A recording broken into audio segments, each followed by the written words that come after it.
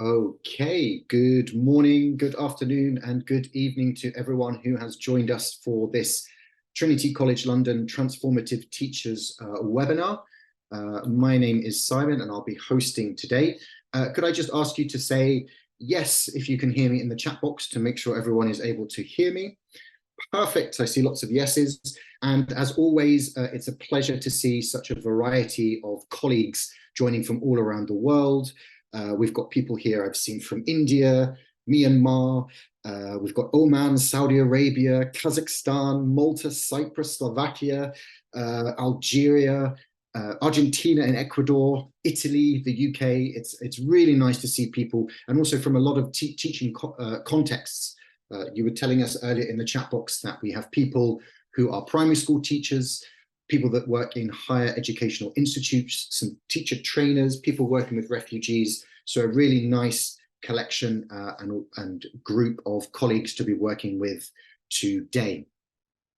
For those of you new and for those of you not to the Transformative Teachers webinars, I just have a few things to go through before we get started.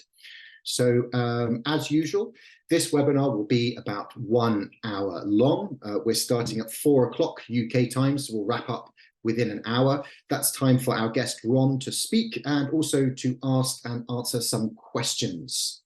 This webinar will be recorded, so if you happen to drop out or you have to leave early in the webinar, please do go back to the Transformative Teachers website. I will continue to put that up into the chat box, so you can go back there and see recordings of this webinar, as well as webinars from the past, and you can sign up for webinars coming up in the future. As you will see from your view, you'll be able to see the screen that's being shared. Hopefully you can see me and you'll see Ron once he starts getting talking. We won't be switching on microphones. As you can see, there are lots of us in the room today. However, we would like you to interact with each other and with our speaker. So please do continue to use the chat box to comment. You can also put your own ideas into the chat box. If you have any specific questions that you would like Ron to answer or us to answer in general, it might be better to put those in the Q&A, because as you can see, the chat moves quite quickly and questions get a little bit lost there. Whereas with the Q&A function, you can put the question there and we'll be able to see it to either answer it as we're going or towards the end of this webinar. And with that, I'm going to stop sharing and I'm going to invite Ron. Are you there? I am. Perfect. And Switching here I am. everything on. Hello, Simon. Hello, hello. Thank you for joining us today. I know you have a busy schedule, so it's a pleasure that you've made time for us all today. Well, thank you for inviting me. For those of you that don't know, Ron is a teacher educator specializing in methodology and business English, and he's worked in EFL for over 30 years now internationally, and he's currently based in Germany. He's been a guest speaker, maybe a best speaker as well, at international teaching conferences worldwide, and has conducted workshops for many groups throughout Europe, Africa, South America, and Asia. He's passionate about language learning and is a language learner himself, speaking English, German, and Spanish all fluently. So really looking forward to your chat today, Ron. Just let me know when we can get started. Go for it. Feel free to share your screen and we'll get started. Sure, let's get started.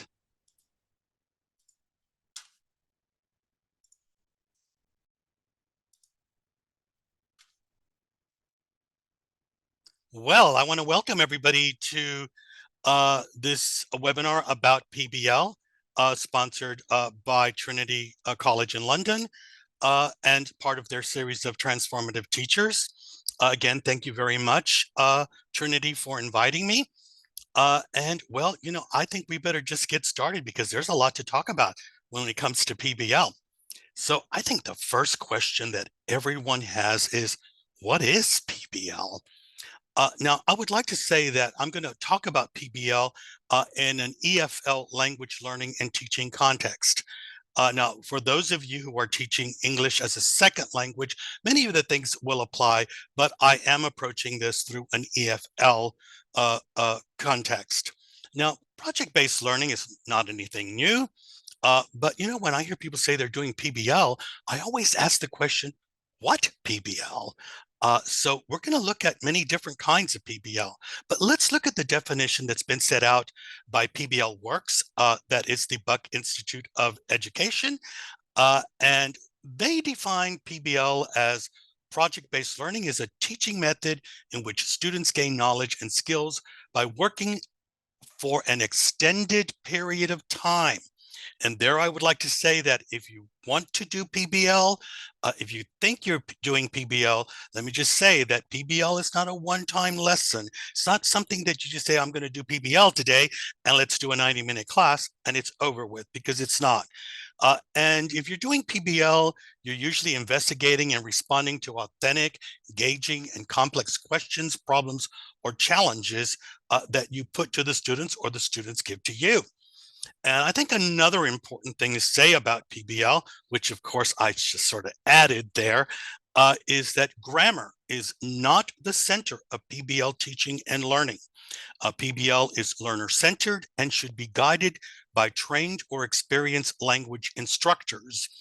Uh, Now, that doesn't mean that if you haven't had a class in PBL that you can't do it, because I hope that after we finish today, you'll probably realize I'm doing PBL. And I'm going to give you some connections to sites that you can go to find out more about PBL. And the last thing I want to say is that PBL, no matter what type you're doing, and all the types that we'll be talking about, is always about deeper learning. And there are no exceptions to that, because it's not a one-time lesson. Well, how are we going to cover this? We're going to talk about what, and we're, all the different PBLs, uh, who is the PBL approach best suited for, the benefits of the PBL approach, when to apply the PBL approach, how to apply it, and how to assess it. Now, there are things that I cannot cover in today's webinar, which I will not cover the pros and cons of each one of the approaches of PBL, nor the effectiveness of that, because that means we would have to go into research and what does the research say. And that I also would like to see that there are many different cultural aspects that sometimes you'll see that might not fit into your teaching and learning context, because they differ from one part of the world to the other, or one region, even in Europe, as Northern Europe and Southern Europe.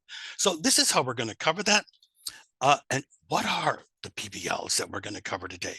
Passion-based learning, people-based learning, performance-based learning, phenomena-based learning, place-based learning, play-based learning, practice-based learning, prescriptive-based learning, problem-based learning, product-based learning, project-based learning, planet-based learning, and I'll make a couple of little quick comments on picture-based learning and podcast-based learning. So let's look at the first one. And I think that's the most important one that we do need to get started with, and that is project-based learning. And I would like to just say that I get all of my information from the Buck Institute or pblworks.com, where you could see that they have a gold standard of what really PBL is. This is the best, and for me, the only site that I use to teach teachers about PBL, because it is very well researched, evidence-based, and if you go to their site, you'll get a lot of great information, videos, and ideas of how you could use PBL. So pblworks.com, which is sponsored by the Buck Institute. Well, what does it really look like? What does PBL incorporate? Well, first of all, I think it's very important to say that it has to be authentic. We want to deal with real world things. PBL is always inquiry based. So if you know what inquiry based learning is, and if you don't know what it is, Google it. You'll find a lot of information about what PBL, what inquiry based learning is. It's also about student voice and choice. It's about collaboration and collaborative learning. It's also about employability. It's about community partners, finding guest speakers, bringing them into the class and bringing the outside world into the class and taking the class to the outside world. no really learning experience will work without feedback and revision, and PBL definitely has a lot of that. Most PBLs, not all of them, do require that a product be created and that it is publicly presented. That doesn't mean that it has to be presented outside. That's great if it can be, but usually to the class at the minimum. Metacognitive aspects of learning are extremely important. So we got to have those formative feedback loops. And so reflection plays a huge part in the effectiveness of PBL. And there are standards, and the standards that I use, of course, are those set out by the Buck Institute, PBLworks.com. Well, here's a lot of things that we can say about PBL, but it's a student-centered pedagogy. And students learn by working on a subject for an extended period of time to investigate something and maybe to respond to a complex question, challenge, or problem that either they create themselves, and true PBL is where the students create. The teacher might give them a problem, but they will have to create a driving question, and that will be the guide and the entry point into the PBL learning cycle. It's active learning, and as I said, it's inquiry based. In other words, it's going to need questions and driving questions. Now, it contrasts to many other different kinds of learning, which of course does not mean, PBL is not about rote learning and memory, and it's not always teacher-led instruction like lectures, frontal teaching. And it's also emphasizes learning activities, and there's going to be many different kinds of activities that can take place within a PBL learning cycle. Another thing I'd like to add there is that it's interdisciplinary. And if you're working with CLIL or content-based instruction, you usually are taking an interdisciplinary approach to teaching and learning. I think the core idea of project-based learning is that it does deal with real-world problems. It should try to capture the student's interest and provoke serious thinking, and usually, of course, dialogue and interactive dialogue between the teacher and the students, but mostly between the students themselves. Well, if you want to get started with PBL, there's a lot of things that you have to really read about, and you can go to the PBL Works site. And I think the most important thing where you really need to start at is understanding the rubrics of PBL. And if you go to the Buck Institute, PBLworks.com, you'll find many different rubrics, and all of these are for free. There was a very famous person, who donated millions of dollars to create PBLworks.com. And this is why they have the money and the time to do the research that they have done. They post all these rubrics for you, and I think that's always a good starting point. Now, a rubric is, there's many different kinds. Let's just look at some of them right here that are offered by PBLworks.com. And I think the most important one that you need to get started with is project-based teaching rubrics. How do you know you're doing it, you're getting it right, and how you move along and how you deal with certain things? Now, this right here, we could say is like can-do statements, but you really need to just look at this. It's put in a way that's simple, and how to begin, how to develop it, and how do you see the students are demonstrating the learning, and you can check for knowledge transfer during a PBL cycle. So I think this is the most important one to get started, to understand how to put a project together. But there's this one right here, the second part of that, because there's many different parts. Here we see the student learning goals, the challenging problems and questions that you would have to deal with, the sustained inquiry, which of course will change as you get into the PBL learning cycle, the design and planning of the PBL learning cycle, and how it's aligned to standards. Now, here I want to say is the PBLworks.com does have standards. They're gold standards, which you could use, but you could also use standards that are set out by your school, your Ministry of Education. So you don't always have to use their standards for assessments, but it's always good to know what they have and compare them to yours. And I think that, again, here, getting started with PBL means starting a culture and building a culture of PBL. And this is always different for teachers who are accustomed to exam-oriented learning, prescribed learning, exam-oriented topics, things like that. This is different than any other types of traditional learning. Another rubric, which I think is important, is the collaborative rubric for PBL. How are you checking to see if they're on standard? Are they approaching the standard? Are they at standard? And this is, of course, I always say, one of the most important skills that a teacher needs to have to be an effective guide during the PBL learning cycle is the skill of observing.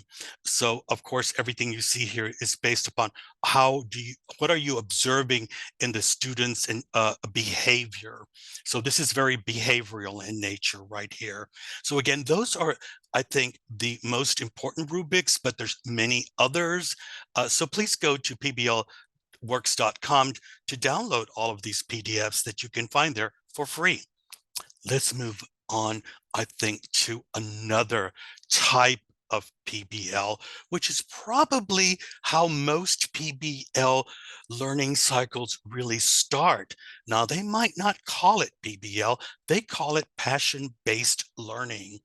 And you'll see that there's many, overlaps between what PBLworks.com says, the Buck Institute says, and what many other teachers say or schools say. And passion-based learning, another word for that, because there's always different languages that and vocabulary that we use as teachers. Many people call passion-based learning genius hour. But if you look at what really passion is, it motivates students and it allows the learners to achieve a goal that is meaningful to them. And it creates a way out for learners from a one-way situation. They get frustrated because they're not happy with what's happening in the classroom, or whether that be young learners, teenagers, university students, or even in the corporate world, because of course PBL can be used in all of those contexts. I think the most important thing is that you got to get to know your learners.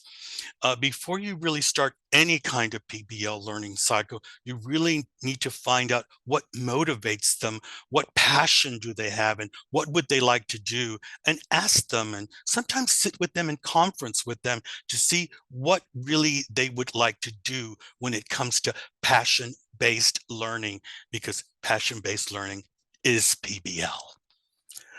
Well, passion-based learning is a methodology that allows learners to explore their existing passions and discover new ones. And it involves students, it meets students where they're interested and the passions that they have. And it also means meaningful learning for individuals that allows them to make connections to life outside the classroom. You want to connect the classroom to the real world and bring the real world to the classroom, or take the classroom to the real world. And teachers can identify students' passions over time. It's not something that you learn immediately or by asking them to fill out some kind of form. Or multiple choice questions. I think you really do need to sit down and be personal with your learners and ask them what really motivates them. What passion do they have? What would they like to work on to improve their language skills? And again, remember that PBL, no matter what it is learner-centered and student-driven. Uh, there are a few suggestions that I have to encourage passion-based learning. Again, get to know your learners, support them to explore their personal interest, get to understand what they need to learn as well. What they'll tell you they have a passion about might not be what they need to learn. So you're going to have to find a happy medium there somewhere, but you can discuss that with them, and you can, maybe negotiate with them a little bit. And also help to build a culture of learning with them, learning to learn and learning to learn in another way, and guide them to become more self-directed.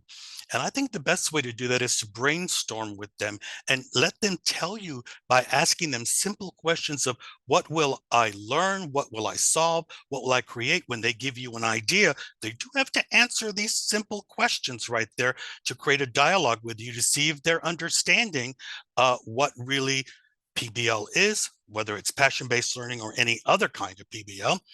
And they have to help you to create a plan. Don't create the plan for them. Help them to create the plan so they can start learning about project-based learning, which is not the same thing as PBL. That's another kind. They have to learn how to start to create the projects themselves.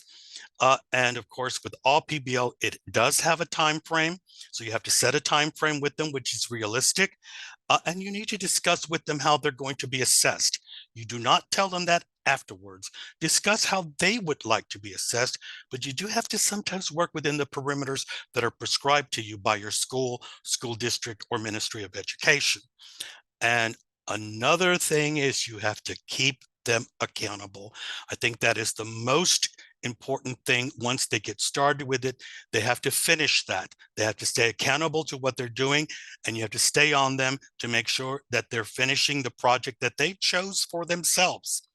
Now, this is not anything different. So here I'm just emphasizing that this is actually a rule of thumb for most PBL learning cycles. Well, when should we, what is it? Well, we said really what it is. Uh, who should we be doing it with? Learners with learning disabilities. Sometimes when I say disabilities, I don't mean like, physical disabilities, but that could also be the case. There's many kinds of learner disabilities, dyslexia and other things, and you could really tailor a PBL learning cycle for an individual to help them get the feeling that they really are learning something based on their personal interest and passion. And the benefits of this, well, it helps the individuals to become engaged in their learning journey, and it helps them to learn how to design a project and something that means something to them individually, and that they feel that they're in control of what's happening in the language learning experience. When to apply it? Well, a lot of times we see that maybe some learners are demotivated. There's a lack of teamwork, the inability to collaborate with others, and maybe they just need another challenge. And I have to say, I was lucky when I was at school because although we think PBL is new, it isn't. It was being used already in the 1960s because I went to a school that was run by a university and we were already doing project-based learning. I was very demotivated. I didn't like what was going on. And my first experience with PBL was in the fourth class because my teacher knew that I was bored. So if you get somebody who's bored, maybe sit down and discuss with them and maybe suggest maybe some PBL for them. And how to apply it? Approach the learner, like I said here, with the idea of creating their own learning path. And how to assess this PBL approach? Like all of them, use rubrics. Sometimes you have to use prescribed rubrics, or use the rubrics that are given to you by pblworks.com. Well, let's move to people-based learning. If I asked you the question, how many people in this picture could you recognize? What would you say? 5, 10, maybe 20? Uh, all these people are famous musicians, artists, politicians, actors, uh, talk show hosts, whatever, directors, but people are part of PBL, and people-based learning is a great way to start PBL as well. It's also one of the things, it's one of the things that I start when I start PBL in a class. I usually start with people-based learning because it's the easiest way to start PBL. I would suggest passion-based learning as the second way to go, but people-based learning is definitely a way to go. Well, what kind of people? They don't have to be real. They could be somebody from books and literary heroes. I could think of many Charles Dickens characters, but just Google who are some top literary heroes. Here, I just found a photo which I thought I could use, but they don't have to be real people. But the opposite of that is villains. And somehow we love to hate villains. But if you actually look at this, it's a great way to understand a social context, ethics, morals. Why do we think they're so evil? Creates great discussions. So not just heroes, but sometimes villains, and maybe compare villains to heroes. That's also another aspect of PBL. So people-based learning is great. And if you're a teacher and you want to teach a concept, whether it be about the French Revolution, civil rights, or the monarchy, then you should pick a person who's attached to that event or that period of time. And it's better to understand something through people. What role did they play? Who were they? Were they a hero? Were they a villain? Why do we like them? What did they do that was great or bad? And it's easy to develop an emotional connection to a person or people or a group of people through people-based learning. So this helps to trigger the memory with stories, and storytelling plays an important part of people-based learning, dealing with facts and figures and dates. These are great aspects of language learning as well. So these are just some of the things that you could do with people-based learning. But to wrap it up right here, is, you know, you could look at it through historical, culturally, socially, emotionally, regionally, or international. And I have to say something here. We have course books that are filled a lot of times with chapters about people, but I am a true believer that we should be talking about people within our culture first and finding out and discovering important people within our culture. If you're doing English as a foreign language, that's easier to do. If you're doing English as a second language, these students are usually in another country. So you will be teaching them about people who are important in that culture, but give them an opportunity to talk about important people in their culture as well too. And this helps to do a lot of cultural exchanges. Promote awareness through people-based learning. If you're doing STEAM, STEM, CLIL, or CBI, this is a great way to start that. And expose the learners to interdisciplinary approaches to learning. And I have to say, I know that PBL shouldn't be grammar oriented, but it's a great way to teach grammar and vocabulary inductively. And teach with multimodal learning skills. Teach them to do research with YouTube and how to use Google and how to do research. These are great to find out more about that. And of course, if they're doing research, they're reading. And reading, I think, is an important language skill. Helps them to develop their technology skills. In this case right here, I would say have them do a PowerPoint, but they could do a poster as well about the people they're researching. Again, it helps them to develop cross-cultural awareness skills, and it moves them away from the traditional approaches to language learning. Well, that was a little bit about PBL, and that moves us to performance-based learning. Now, performance-based learning, uh, a lot of people kind of, a lot of teachers might shy away from that. But if you're dealing with high school students, if you're dealing with university students, performance-based learning is a very important part of language skills development. Uh, and especially when you connect that to the real world, because now many people might have object to why are they learning a foreign language? Well, usually we learn a foreign language in another country, or in Germany, my students learn English because I teach business English and they need that for their job.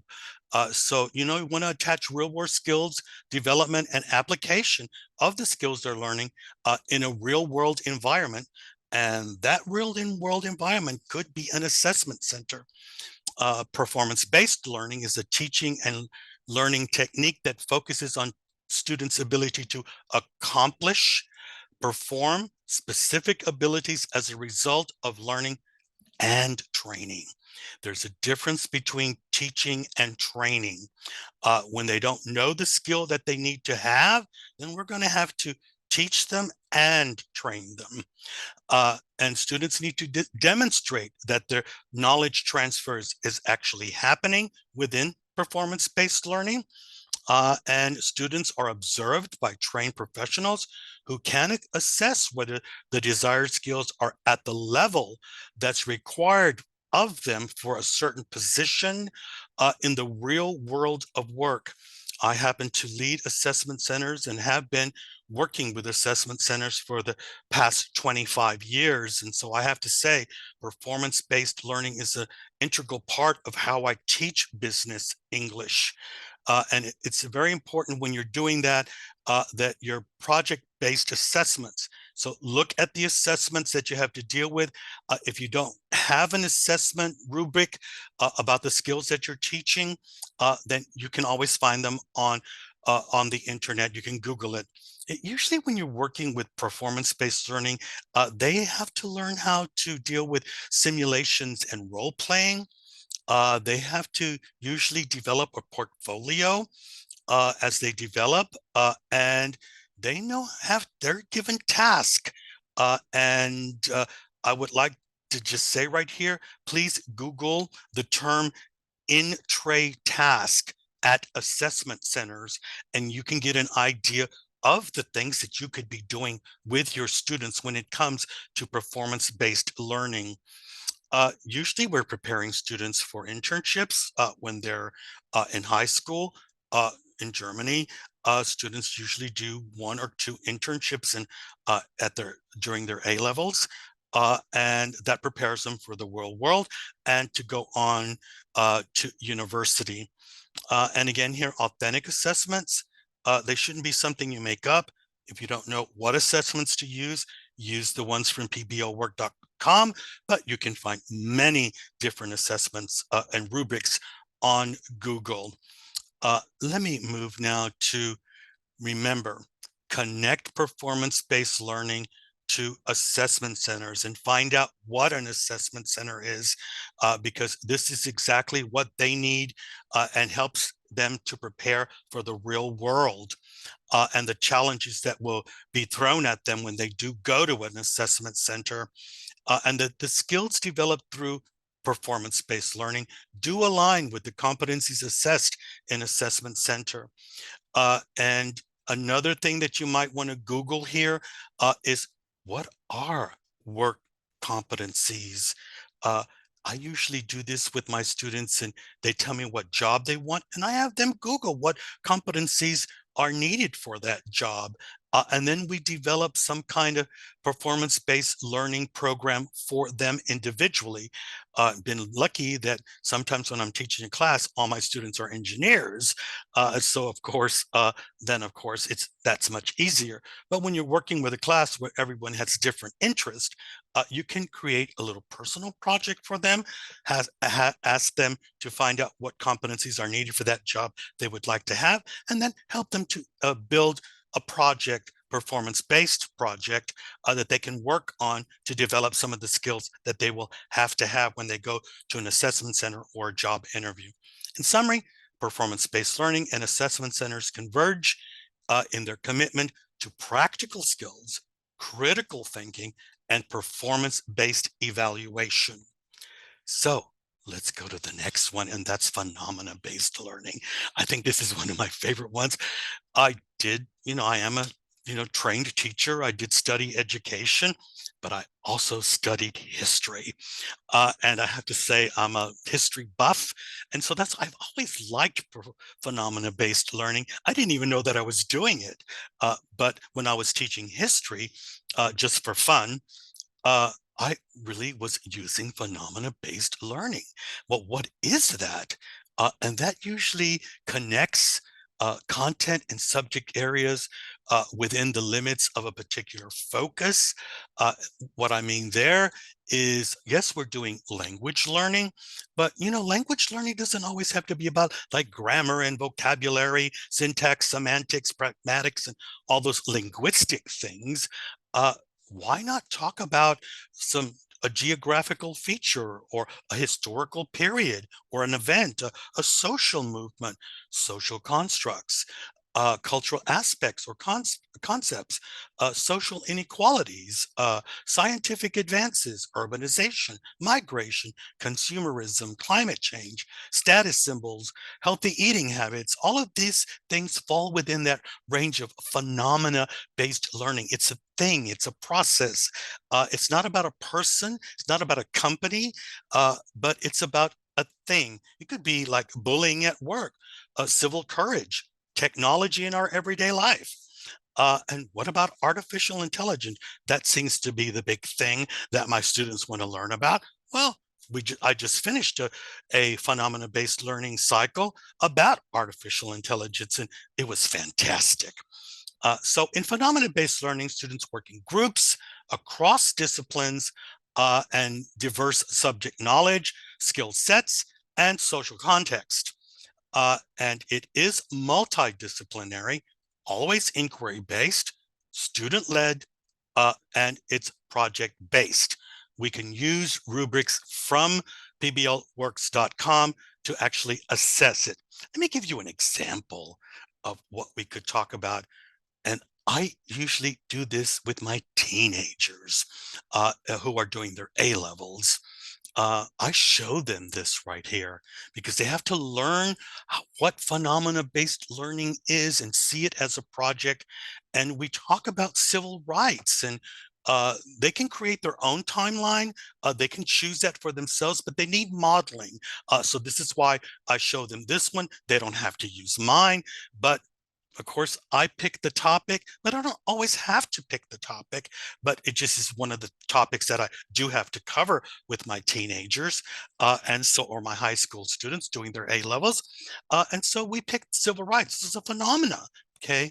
A historical era in American history, but not just American history. And I show them this right here and tell them, look, this is how we can kind of break it down. It doesn't have to look like this, and where we see a timeline. And that's the good thing about phenomena-based learning, is that you can teach students how to create timelines and great PowerPoint slides, and you can do the topic and everybody works on a different thing. One student can do the historical timeline and events that happened. Other group of students can be doing some important people. And I usually end this with picking one or two students who are maybe a little bit more advanced, who really want to deal with civil rights, and they actually learn Martin Luther King's speech, "I have a dream," and that's how we end this learning cycle. So there's many different things that they could be doing when they're doing phenomena-based learning. Well, let's move to place-based learning. And again, I think it's important that our learners in an EFL context, and sometimes it's a little bit different in an ESL context, but they need to learn about themselves, where are they from, their surroundings, their environment. And place-based learning is a learning approach that uses the local community and the environment as a source of inspiration and inquiry for students' learning. It helps students to connect their learning to their surroundings, their environment, and gives them a sense of place and belonging. I'm always surprised with my teenage students who live here that don't know very much about the city that we live in. So this is a great way to do that. They don't know about the state. Sometimes they don't know too much about the history of Germany. So this is the way, because I said I'm a history buff and I love it. And this is the way I get them to start talking about themselves, their own culture and their environment. But you gotta kind of instigate it. You gotta push it a little bit because they don't always know what you want from them. So what do? I just show them a graphic facilitator. Some people call this a mind map. And this is going to be our guide for that learning process. We're going to talk about improvements to our local community, not just the local community, but let them to be critical about it. And it's all broken down into different parts. We can go through it. I can separate it, give different tasks to different people. Just in bubble one, you can see we're going to talk about the local demographics, the geography, the economy, the infrastructure. They're going to do research. They'll find the vocabulary, let them make grammar mistakes. We'll correct it. I always believe in let them make the grammar mistake first, then teach the grammar, because, grammar is important. I know it shouldn't be the leading thing about, PBL, but, it is about language learning. And we have them talk about the history of the area, maybe some cultural aspects, educational highlights, maybe things to do at night, some tourist attractions. Then we start moving them into the critical thinking part. And that is, what about some negative aspects, and getting them to talk about suggestions and problem solving, critical thinking. And then number 6, getting them to create some kind of plan. I have to say that this one is the one that I do with 4 or 6 classes together. I work with 4 teachers, sometimes 6, and I meet my students on Saturdays for half a day, twice a month. Their parents do agree to this because they know the usefulness and the meaningfulness of what their children are learning. And so they do come. And this is a great way for me to teach teachers how to do PBL. So I believe that if you're going to be doing something like this, place-based learning, it's a great way to get other teachers involved and other classes as well. Place-based learning, we talked about the definition. It's best suited for learners who want to connect their learning to their local community. It benefits learners at any age. You can do it with young learners, teenagers, IB students. You could do it with university students. And I do it a lot in my corporate classes with my adult learners as well.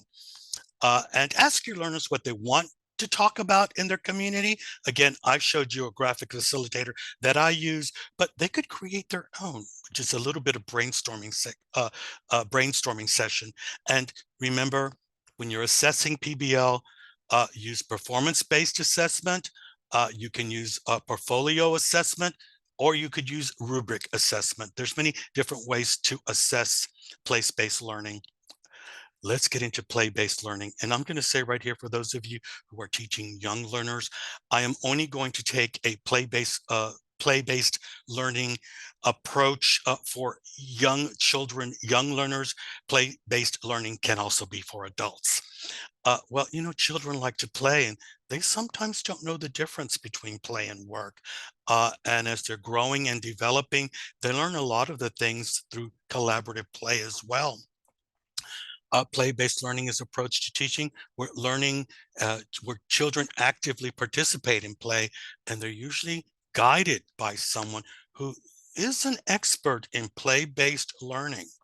I know the school that I work at, there's an elementary school attached to that, and every now and then I go over there and observe the teachers to see what they're actually doing with the children in kindergarten, first class and second class, and what games they're playing with the children.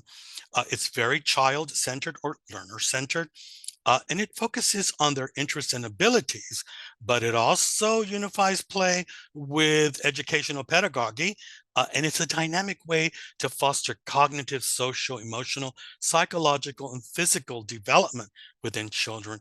So let's just look at some things that children do, but they're learning. And this is play-based learning. Here we see just these little toys right here, but they're learning about shapes.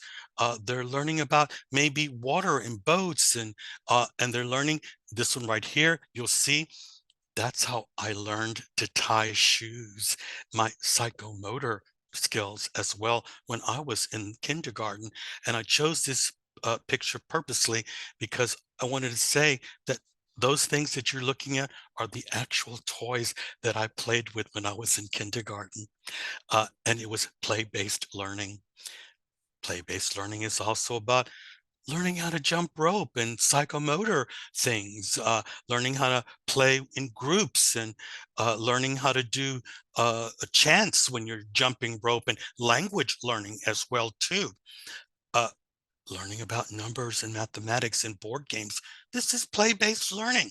Playing bingo, they learn, numbers and how to pronounce them in English when we're doing a bilingual English class, and board games where they learn turn taking and learn how to win and learn how to lose and learn how to play in groups, have patience, Monopoly, learning about money and how to deal with money and buying and selling.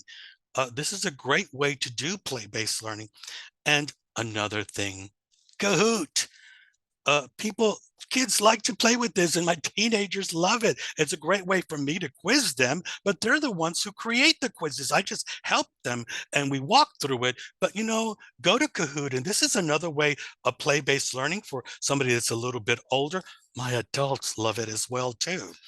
And it's a great way to check for content knowledge and knowledge transfer, vocabulary, and grammar's hidden in there sometimes too. I might ask one or two grammar questions, but Kahoot is play-based learning. Let's get to practice-based learning.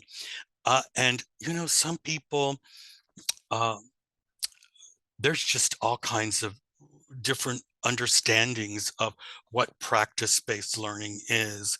But in reality, and there's been a lot of research done on this right here, that practice-based learning is really language and skills coaching. We have to, it takes place during placements and involves a range of learning opportunities for students' development, and learners' development, and it consolidates their learning, brings them together, their academic theory, their workplace practice that they need to develop, and competencies needed to register for school, apply for a job, go to a job interview, join a club or an organization. Again, I work a lot with assessment centers, and I have to prepare my students for those assessment centers. So I do practice-based learning with them. Now, once we identify one of the skills that they need to work on, I sit with my students, or I sit with a group of students who all need to practice that skill. And we talk about what are the things that they need to learn to perfect that skill. Of course, I don't believe that practice makes perfect. I just believe that practice makes progress. And when you're doing language skills coaching, you are doing practice-based learning, but you need a framework. This is a framework that I created in the mid-90s, which, I've, sort of used for many, many years for practice-based learning, where they have a specific goal that they want to meet. They want to focus on that goal. We all talk about this framework. They know that they have a skill that they're going to have to perform. Step 2 of that is they perform that skill either just in front of me or in the class. And once they perform the skill, they get immediate feedback, nothing that they have to wait about, because when you're doing practice-based learning, students need assessment, and assessment comes with immediate feedback. It's usually not written, it's oral. We talk about it. They tell me what they think first about their performance. Then I give them the feedback. They reflect on what I said. They reflect on their performance. They try to improve it, and they come back and repeat it again till they get better and better. So practice-based learning is about language and skills coaching. Well, let's look at prescriptive-based learning. And there are so many different kinds of prescriptive-based learning. I would like to talk about just one kind, the kind that most, or the type that I think usually most language teachers know about, and that's exam-oriented learning. Exam-oriented learning is prescriptive-based learning. It is prescribed, it is already there. The rules are there, the standards are there. The testing agencies have set out mock tests for teachers to use to teach exams. Not exams don't have to be international standardized exams. They could be school exams, but this is always prescriptive-based learning is teaching to the test, okay? And I was once asked, Ron, do you only teach to the test, or do you teach beyond the test? That's always a question I ask teachers, and it's something that I can observe in their teaching practice when I'm doing a teacher observation. Now, usually when we're doing exam-oriented, prescriptive-based learning, and it's in a context of exam-oriented learning, we have a lot of task activities that are related to the exam, and they usually teach towards that exam that's going to take place at the end of the learning cycle or the end of the semester. Now, this is a definition that I've used a lot for what prescriptive-based learning is. It's exam-oriented learning, entails implementing certain strategies, such as emphasizing personal diligence, prescribed outcome-driven evaluations. It's the authoritative role of teachers, and memorization and repetition in order to pass the exam. Now, this is not something that I wrote, but it's a definition that I've come to accept after observing for many, many years of what goes on in exam-oriented learning. This might not be what many teachers think they're doing, but when you really analyze what they're doing, this is really what comes out of that. Now, there are many different kinds of exams. We have TELC, TOEIC, Cambridge, IELTS, but usually most of the language exams are based on the European Framework of Languages, which of course has their own can-do statements, and is broken down from levels A1 all the way to levels C2. And most language course books are written based upon the European Framework of Languages, at least the ones used in Europe. So again, when we're doing this kind of learning right here, prescriptive-based learning, we're doing exam-oriented learning. Again, there's many kinds. This is, I think, the kind that we're all familiar with. It's based on the European Framework of Languages. So if you're doing exam-oriented learning, you must be familiar with, of course, the European Framework of Languages. Let's get into problem-based learning. And this is, we can use it for young learners. I wouldn't suggest it for primary school, but secondary school, yes. University, definitely, because that is what is used as the Harvard case study method. It is problem-based learning. Students are given problems that are real-world problems, and they're asked to work in groups to help come up with solutions to the problem. Why did it happen? How could it have been avoided? And what is your solution? And a lot of dialogic approaches are used during problem-based learning. Usually there's not a lot of writing, there's note-taking, but not always a lot of writing. Some professors or teachers will require you to write maybe a summary of what they've learned. But there are 4 principles that that encompass problem-based learning, and that's flexible knowledge and skills and capabilities. We want to see what's going to come out of that. Active and strategic metacognitive reasoning, people to reflect on what's going on. And sometimes teachers will ask you, you know, what have you thought? What do you think about that? And what processes are you using to really think about what you're doing? Collaborative based on intrinsic motivation. I can't force somebody to think. I can't force somebody to participate in interactive dialogue, but we hope that there's some kind of intrinsic motivation that makes them want to take part in problem-based learning. And problem-based learning is embedded in real and rich context. This is why when I first started this as a young teacher, one of the things that I asked my parents was, and I knew about this already coming out of university, and I worked for Debenhams in London, and I asked them as well to, would they send me and help me pay for an intensive class on problem-based learning at Harvard University. I did take the class, so it's always great. Go to Harvard University and Google Harvard University case study method, and you'll learn a lot about problem-based learning. Well, if you're doing problem-based learning, remember that it's learner-driven, it's self-directed, it's about collaborative learning. You have to use trigger materials. Again, for me, case studies are the most important part. If you're doing problem-based learning, case studies with photographs, maybe some additional articles that people can research about the problems that are within the case study. And usually if you're working with young learners, you would take a pedagogic approach, But if you're working with university students and corporate clients, you would want to take an andragogic approach to that. Harvard Business School does have a lot of materials for you, and to understand the difference between pedagogic and andragogic approaches to learning. Uh, we're going to be talking about roles that students have to play within their groups, and are they really living up to the responsibilities of problem-based learning? It does encourage independent responsibility. You'll find that a lot of people who are very active in problem-based learning really want to take a leading role, and sometimes we got to maybe make them calm down. And it's a great way to connect teaching and learning together. So, but problem-based learning does have a framework, and this is that framework that you should be using.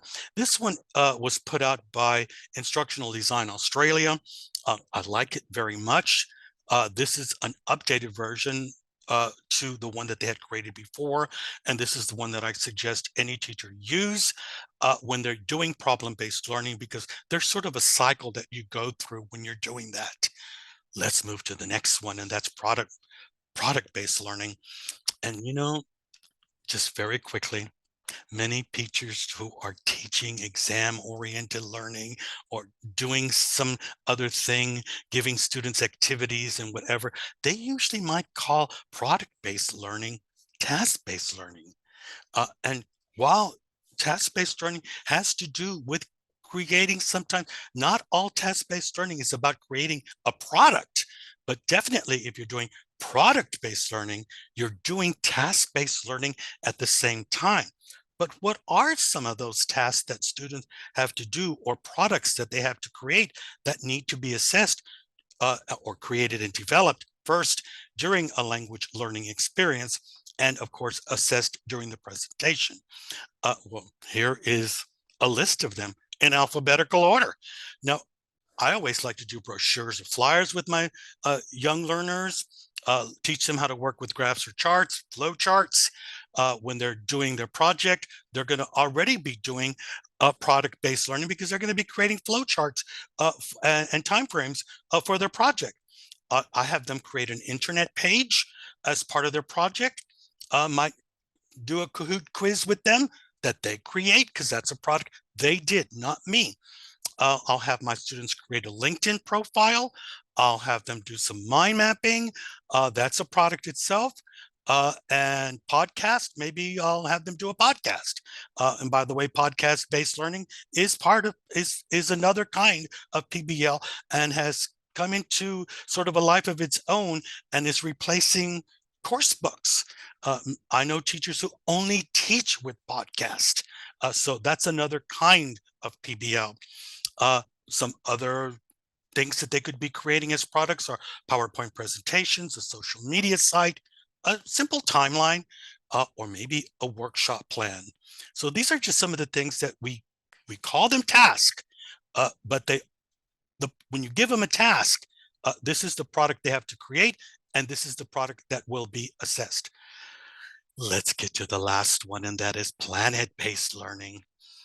And Simon, when we first talked, I remembered I only had given you 11, and then I was talking to some of my colleagues who are really big into planet-based learning, and I threw the term at them, and they said, well, Ron, that's right. It really is that.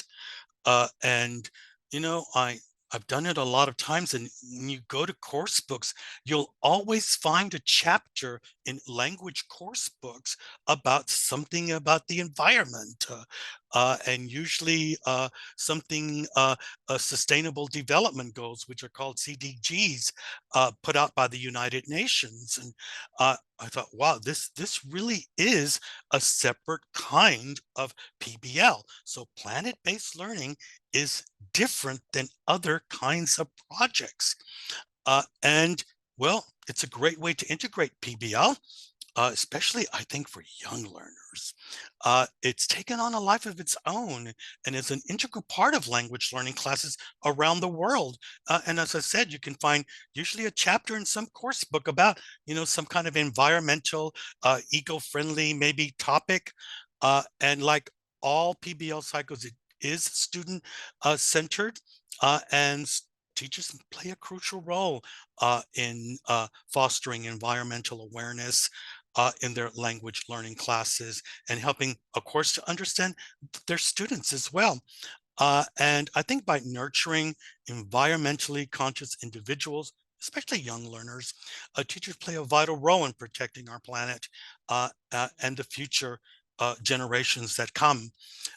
And, you know, I could get into all of this right here. You will get a copy of this right here. These are just different projects that you could use when you're doing planet-based learning, but there's so many things. And all you got to do is go to the United Nations internet site and find the Sustainable Development Goals. And what are they? There's 17 of them. And this will help to guide you when you're doing planet-based learning. But, you know, look at all these words right here. I just started talking to the computer and this just kind of popped up in my mind. These were just vocabulary that I know from just teaching doing planet-based learning. And I just put them in alphabetical order. I just put the recorder on, voice to text, and started saying things, put them in alphabetical order, and they created a word cloud. What a great way to introduce this to students.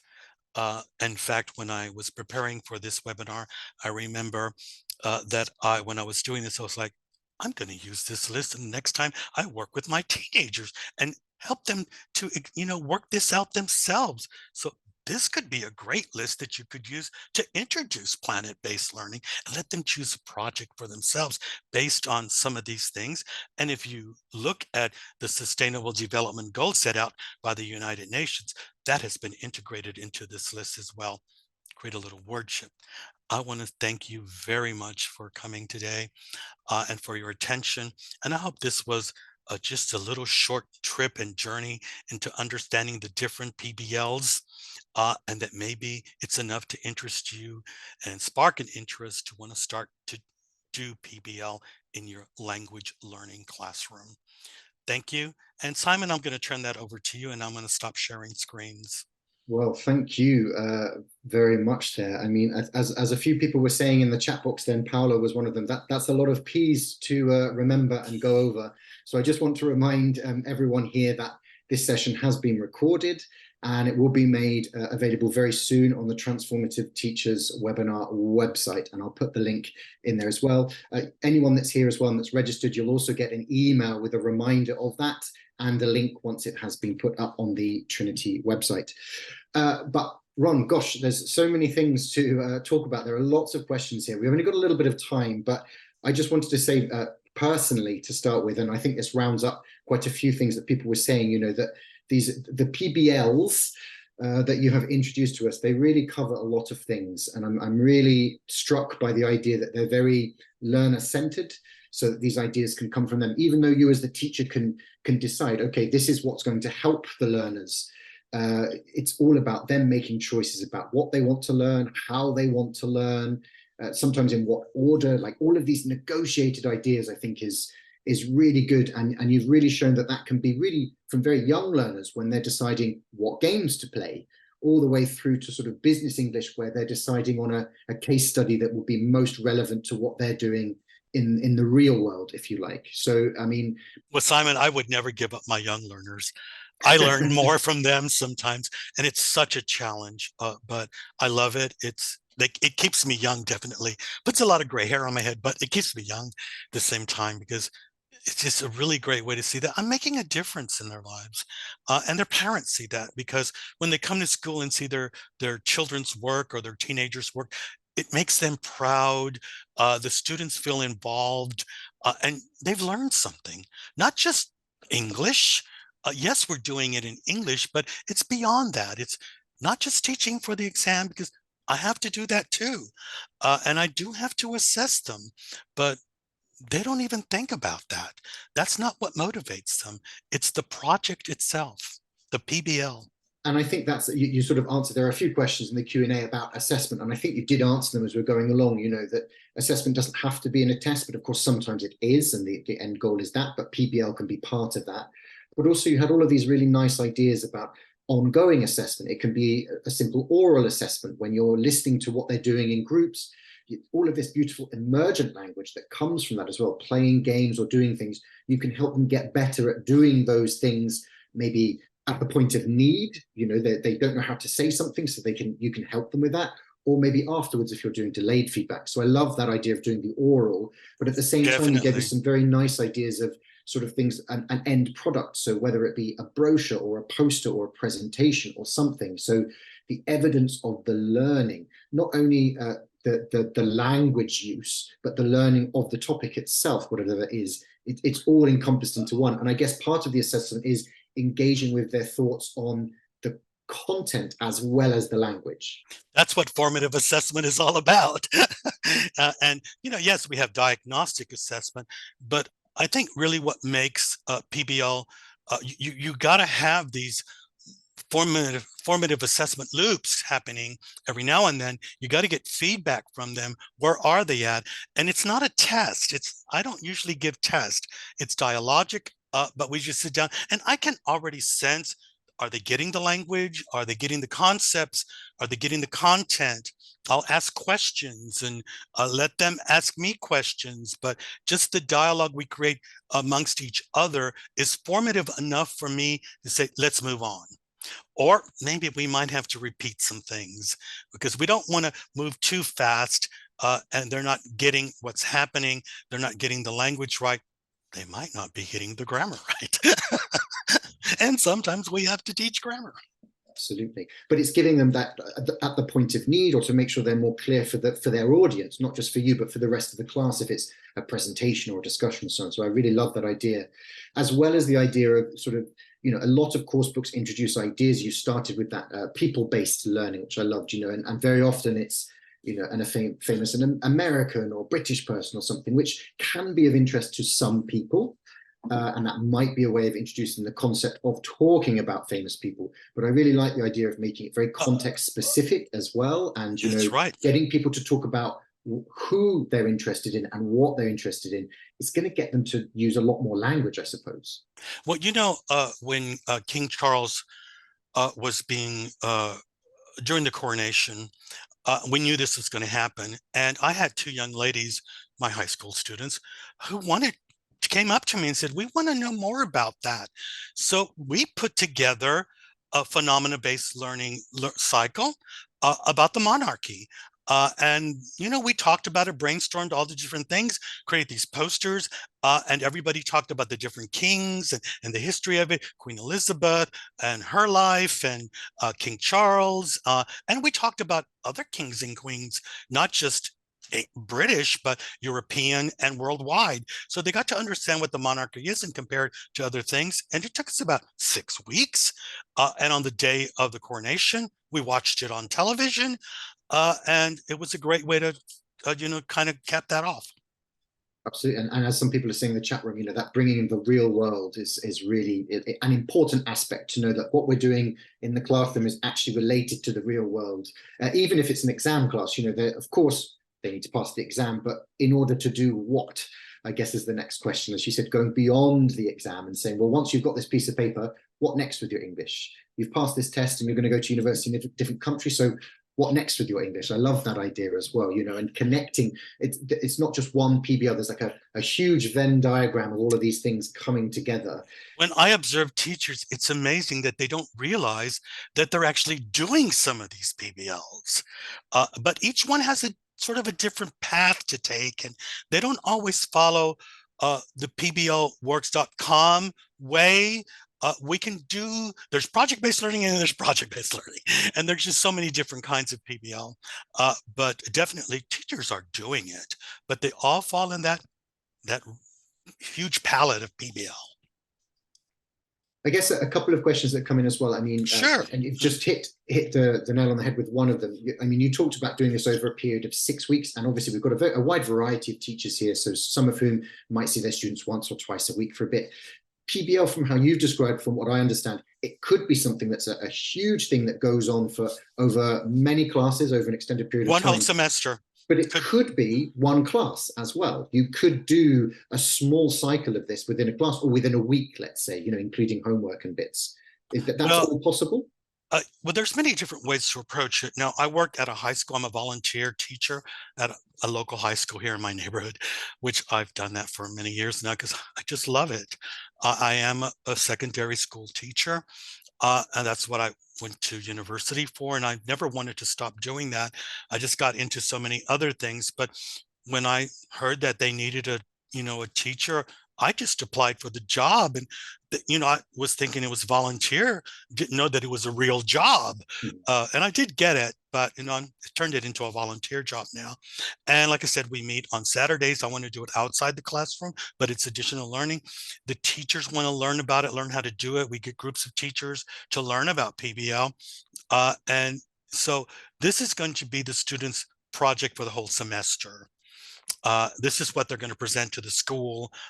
We invite, officials from the Ministry of Education to see what students are doing, not just with language learning, but with PBL and connecting learning to the community. These are important factors in learning, so that the students just think that learning is boring, and they'll ask, why am I learning this? Do I need this? And I don't know about other kids, but I know German kids ask that question. Why are we learning this? But they pick the projects, and but we do have to stay within certain perimeters. We just can't let them go wild. We do brainstorm things, and it has to be acceptable. All the teachers have to agree that we'll accept these projects. And then, each teacher, we meet in a big auditorium. They eat breakfast with us. They have lunch with us. We have discussions and circles and presentations. This twice a month for one whole semester. So, well, I think with that, really, there's so many things. As I've said before, you went through so much in such a short time. I think you've answered a lot of questions that were asked there. It's a matter of going back, rewatching your fantastic presentation there. And just Simon, to I'd like answer to add those. that one thing is, I do teach this to teachers as well. And I created a document, which is a PDF document with all the discourse, the vocabulary, all the different topics and themes that I talked about today. And with some resources and links to some resources. So those who would like to get a copy of that, I think you agree that you would have that on the internet site as well, so they could download that PDF in addition to the copy of the webinar. Absolutely, and I think that's answered a couple of questions just coming in. So that's fantastic. We'll have that all together, hopefully up on the website in no time at all. Speaking of time, though, I think that's our time out for this month's Trinity Transformative Teachers webinar.